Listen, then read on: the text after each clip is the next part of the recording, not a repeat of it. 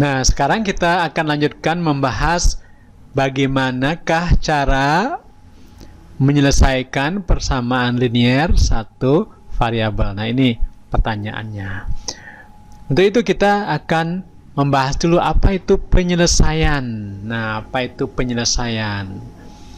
Penyelesaian persamaan linier satu variabel tidak lain adalah nilai pengganti variabel yang menyebabkan kalimat matematika bernilai benar, begitu. Jadi nilai-nilai pengganti variabel yang menyebabkan kalimat matematika bernilai benar. Contohnya saja deh.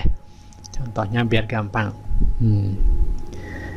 X min 2 sama dengan 3 gitu. X min 2 sama dengan 3. Tentu kalimat ini belum bisa ditentukan kebenarannya sampai kita mencari X penggantinya, karena dia merupakan kalimat terbuka ya. Karena itu X-nya berapa agar ya X-nya diganti dengan bilangan berapa agar kalimat ini bernilai benar gitu. Bernilai benar. Oke. Benar. Agar kalimat ini bernilai benar, X-nya sama dengan berapakah? Nah, gitu pertanyaannya. Itulah sebut dengan penyelesaian gitu, penyelesaian. Karena kita jawab yuk. Kita jawab X-nya misalnya kita ganti dengan 0. 0 min 2 sama dengan 3 tidak? Nah, ternyata tidak sama dengan 3. 1, kita ganti dengan 1. X sama 1. 1 min 2 sama dengan 3 tidak? Ternyata tidak juga. Nah, berarti belum benar. Kalau begitu, kita ganti dengan 3 coba. 3 ya, kurang 2 sama dengan berapa? 1. Berarti belum benar juga. Belum benar. Kita ganti dengan 5. 5 dikurangi 2 sama dengan 3. Nah, ternyata ini baru benar. Nah, kalau begitu, X-nya sama dengan berapa dong kalau begitu? X yang menyebabkan nilainya benar adalah X sama dengan 5. Nah, inilah X sama dengan 5 ini, jadi X diganti dengan 5, begitu. Itulah yang menyebabkan jadi kalimat terbuka ini bernilai benar. Jadi kalau begitu, 5 dikurangi 2 sama dengan 3, bernilai benar. Nah, kalau begitu, X sama dengan 5 ini disebut dengan penyelesaian dari kalimat terbuka ini gitu. Contoh lain lagi yang lebih sederhana, contohnya misalnya 7 dikurangi Y sama dengan 4. Gampang.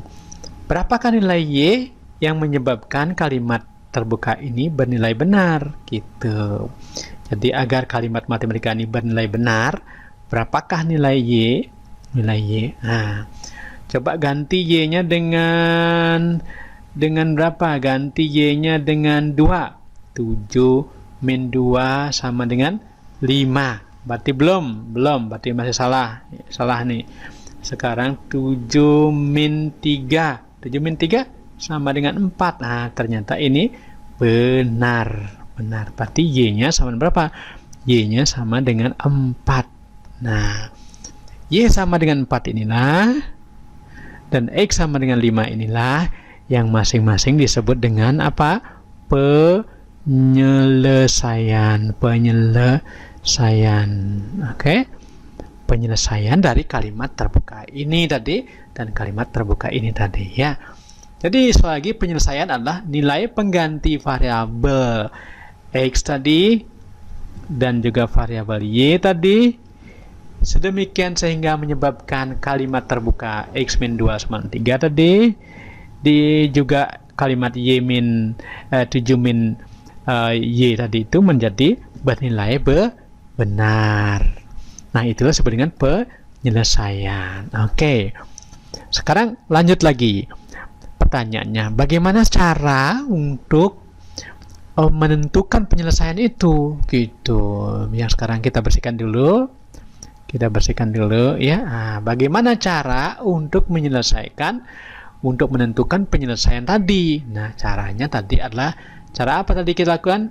Pertama, kita lakukan dengan cara yang disebut dengan cara coba-coba. Nah, Sudah tadi kan cara coba-coba, misalnya coba tadi dengan apa tadi? Coba dengan 1 min 2 sama dengan 1 min 2 min 1, berarti belum, masih salah. Berarti coba 2 min 2 sama dengan 0, belum 3, masih salah, dan seterusnya. Coba-coba. Akhirnya kita menemukan berapa tadi? Menemukan 5 min 2 sama dengan 3. Nah, inilah yang menyebabkan dia betul, begitu ya. Berarti dengan coba-coba. Di samping dengan coba-coba tadi, maka kita ada cara yang sangat praktis dan sangat manjur dan dijamin pasti benar, yaitu yang disebut dengan cara cancellation law. Nah, dua caranya namanya cancellation law, yaitu cancellation law itu artinya hukum pembatalan. Kalau cancel itu artinya batal ya, pembatalan atau juga penghilangan, jadi dihilangkan atau dibatalkan. Oke. Contohnya, hukum cancellation law itu paling tidak kita bisa lihat dulu yang nomor A. Cancel law terhadap penjumlahan, gitu ya. Misalnya, nah, X tambah Y sama dengan Z tambah Y, gitu misalnya ya. Lalu, ini ada X tambah Y, Z tambah Y. Mananya yang di-cancel, mananya yang dihilangkan atau dibatalkan. Kita bisa hilangkan Y-nya ini. Y-nya ini. Ya, kita bisa hilangkan Y-nya. Gimana cara menghilangkan Y tadi itu? Tinggal menambahkan. Nah, lagi ini tadi disebut dengan ruas kiri. Ini disebut dengan ruas kanan. Nah, ini tanda sama dengan ya.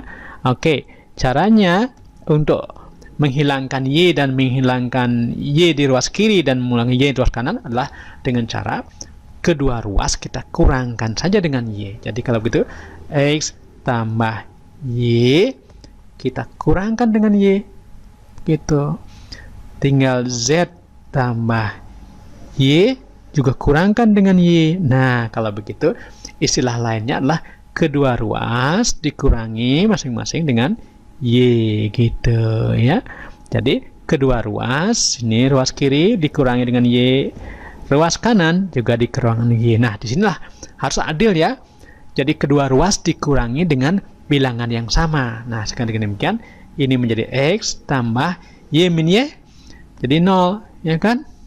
Sama dengan Z, gitu, tambah Y min Y, 0. Nah, sehingga ada X tambah 0 sama dengan X, kemudian Z tambah 0 sama dengan Z. Nah, inilah artinya X tambah Y sama dengan Z tambah Y itu dengan hukum namanya cancellation law atau hukum pembatalan itu akan didapatkan akhirnya sama dengan X sama dengan Z, begitu. Hal yang sama juga bisa dilakukan untuk penjumlahan.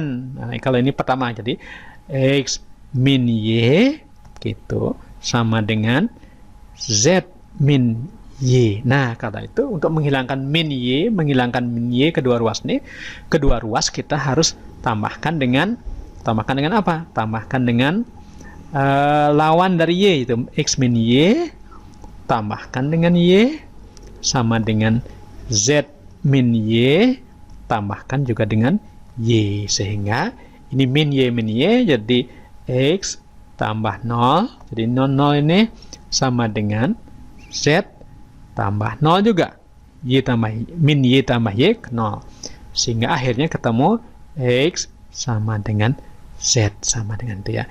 Jadi X min Y, Z min Y akan menghasilkan dengan hukum cancellation law terhadap penjumlahan, terhadap pengurangan, yaitu menjadi X sama dengan ya, X sama dengan Z ya, sama dengan X sama dengan Z. Nah, begitu ya. Oke, A, B. Kemudian yang terakhir kita gunakan C ya, C. Kalau tadi terhadap penjumlahan, pengurangan, sekarang perkalian gitu. X kali Y sama dengan Z kali Y, gitu. Nah, karena itu kita bisa juga lakukan, nah ini kali bukan? Ini kali. Karena itu Y, agar hilang Y-nya kita bisa bagi. Bagi lawan dari kali, bagi. Karena itu kita bagi. X-nya kali Y, kita bagi juga dengan Y.